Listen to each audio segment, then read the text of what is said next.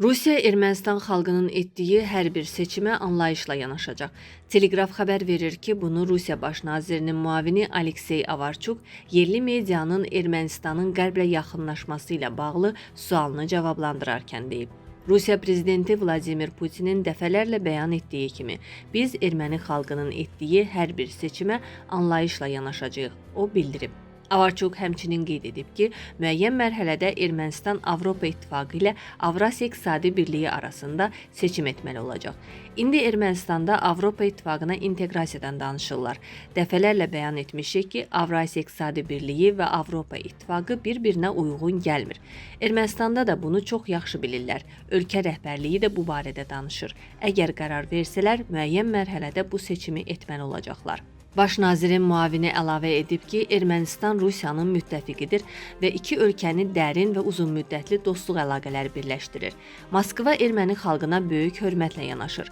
Ermənistan bizim çox yaxın və müttəfiq ölkədir. Avrasiya İqtisadi Birliyinin, Müstəqil Dövlətlər Birliyinin və Kollektiv Təhlükəsizlik Müqaviləsi Təşkilatının üzvüdür. Bizi birləşdirən əlaqələr çox dərin və çox ciddidir.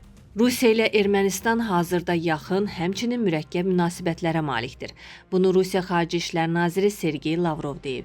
Ermənistanla münasibətlərimiz davam edir. Bu münasibətlər yaxın və müttəfiqlik xarakteri daşıyır. Amma eyni zamanda mürəkkəbdir. Çünki Qərb Müstəqil Dövlətlər Birliyinin bəzi digər üzvlərində olduğu kimi Ermənistanı da yenidən öz təsiri altına salmağa çalışır. O bildirib. Lavrovun sözlərinə görə Qərb Ermənistanın MDB və Avrasiya İqtisadi İttifaqındakı tərəfdaşları ilə qarşılıqlı faydalı iqtisadi, ticari və investisiya əlaqələrini pozmağa cəhd edir. Rusiya Xarici İşlər Naziri vurğulayıb ki, Avrasiya İqtisadi Birliyinin yaxınlarda keçiriləcək sammitində üzv ölkələr Ermənistanı Qərbin orbitinə çəkmək cəhdləri ilə bağlı məsələləri müzakirə edə biləcəklər. Hesab edirəm ki, bu Ermənistanı öz orbitinə çəkməkdə Avropa İttifaqının israrından irəli gələn, o cümlədən Ermənistanın Avrasiya İqtisadi Birliyi vasitəsilə əldə etdiyi üstünlüklərdən güzəştə getmək bahasına ortaya çıxan məsələləri müzakirə etmək üçün optimal fürsətdir.